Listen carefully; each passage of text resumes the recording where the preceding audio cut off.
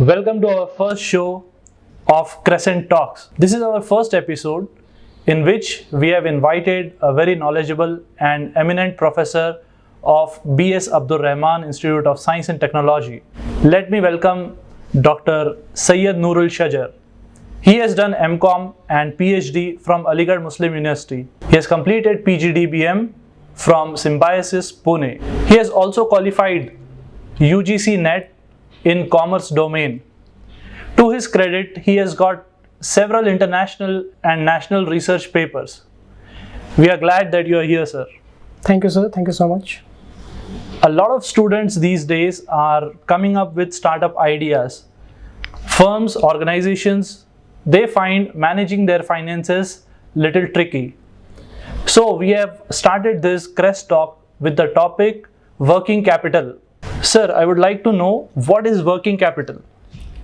Thank you very much, sir. Once again, I am very much thankful to you for inviting me to such an important and very inevitable topic which relates to this 21st century. Before going into working capital, sir, I must say first I should brief about finance, because this working capital is basically a part of finance. And working capital basically revolves around two major components of finance, that is current assets and current liability. So working capital is basically needed for a firm to maintain its operation in day-to-day activity. Okay, so sir, what I understood from your talk is that working capital management is very important. So as a startup or as a firm, how do companies manage their working capital effectively? So really very good question sir has asked. So friends, working capital management, as far as it is concerned, it is indeed a kind of like a lifeblood for a business. As for our human body, blood is important, without which we can't even assume of ourselves. In the same way, working capital is an important part for any business concern to run smoothly and efficiently. And the question is how we should manage it effectively. So to manage it deliberately, and the judicious mix of working capital is a very important part. That is what, to manage the current assets and current liability of the business concern. And how to manage current assets and current liability, it is also an important talk to share with you. Sir, as most of our viewers are students of commerce, BCom, MCom, and some from MBA Finance, can you please explain a little bit what is asset and liability? Exactly, sir. See, as we have just recently mentioned, that working capital is a composition of current assets and current liability. Asset, in a very like simple terms, we can define what a particular person owns at a particular point of time is known as asset, whereas on the contrary, what a particular person owes at a particular point of time is known as liability. So here working capital is basically composition of current assets and current liability. There are basically two concepts into it.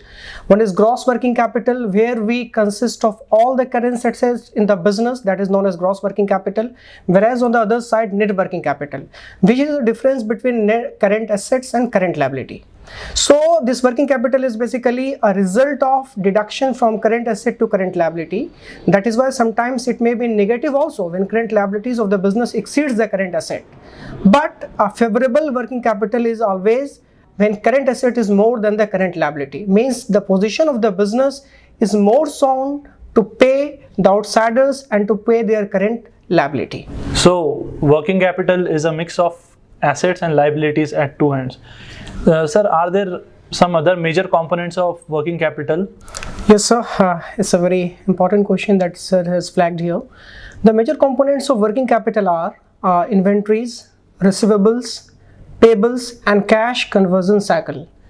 And of course, the working capital is a composite of these four things: inventories turnover period, the receivables period, as well as the payables period. Once we are managing this, then the cash conversion cycle comes into picture. So basically, working capital is a composition of these four components. Okay. Generally, whenever we read about working capital or assets, liabilities, two things that come to our mind are, first is liquidity and second is profitability. Is there some relationship between them? Can you please highlight it? Yes, sir. It's a really very good question, that liquidity and profitability, as sir has flagged here. See, liquidity and profitability are basically the two parts of a coin.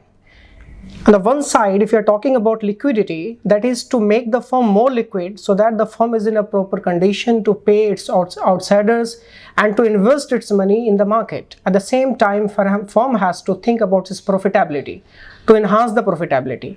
But the question here is how to judicially mix the profitability and liquidity of the firm. If at the one hand we are increasing the liquidity, then the profitability may go down.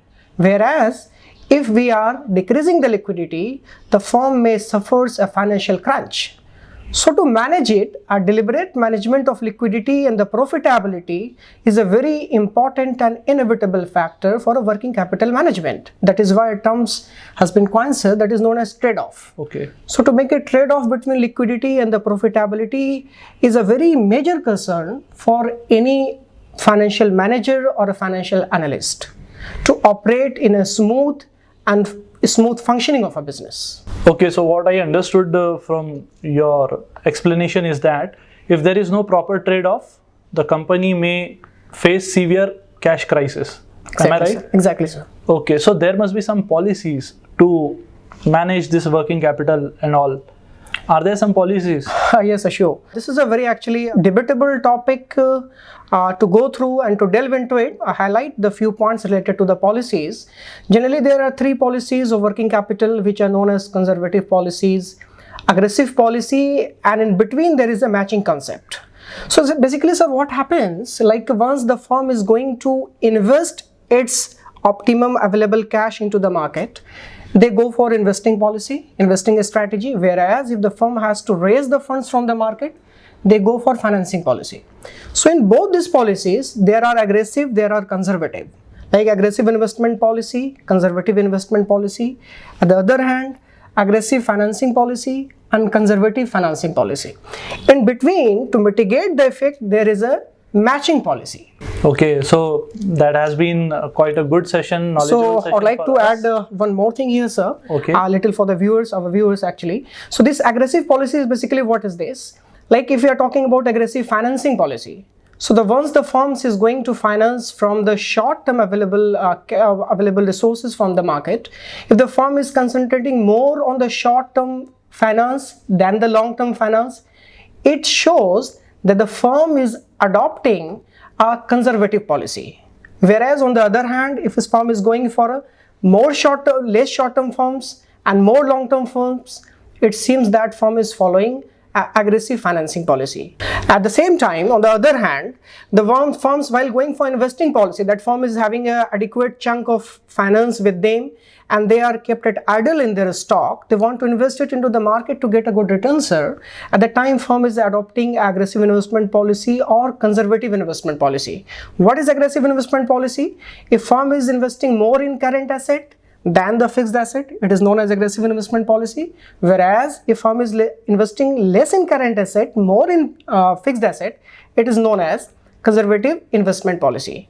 So in between, as we have discussed earlier, sir, there is a matching concept that try to manage an optimum use of conservative and aggressive so that neither the firm suffer a very higher risk nor a firm should be in a position to have a more chunk of cash not in order to use it efficiently. So maintaining for researchers and for the students and for our viewers, I must say, to maintain the working capital in the firm, we have to be very prudent enough. We have to be very careful to follow a policy so that we should be in a prosperous stage of the business. Thank you very much, sir.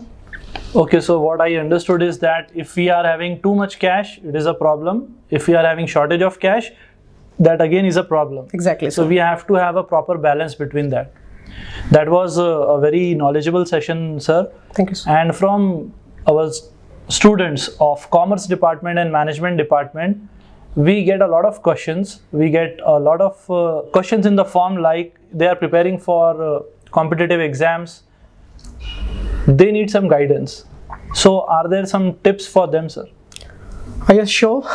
Especially for those students, commerce and management students who have been striving hard for the competitive exams, and especially nowadays the craze for UGC NET and JRF has been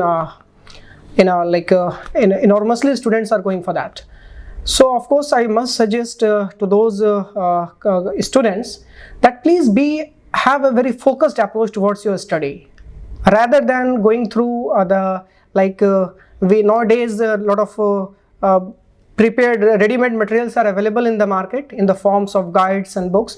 So my suggestion is go to the textbook. If not, like if you are appearing for the UGC NET June examination, so you must go for the textbooks, go thoroughly for every topics, and go and have a consistently, like what we basically do at the last 1 and 2 months we used to go for it. My suggestion is go thoroughly for every topic, so that there should not be any confusion.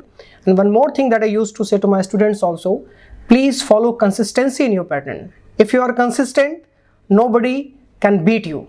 So be consistent, be hard work, and that is what a very good philosopher of a time says, success comes to those who chase their passions passionately. So if you want to be successful, chase your passions and be consistent enough. Thank you, sir. Sir has very rightly said few points. I would like to summarize them in 2 points. He has said that go back to the basics, read textbook and focus on basic concepts. And second thing is chase your dreams, be passionate and consistent. That was a wonderful message for our students, sir. And we hope to bring such sessions again and again on a regular basis. Thank you so much. Thank you.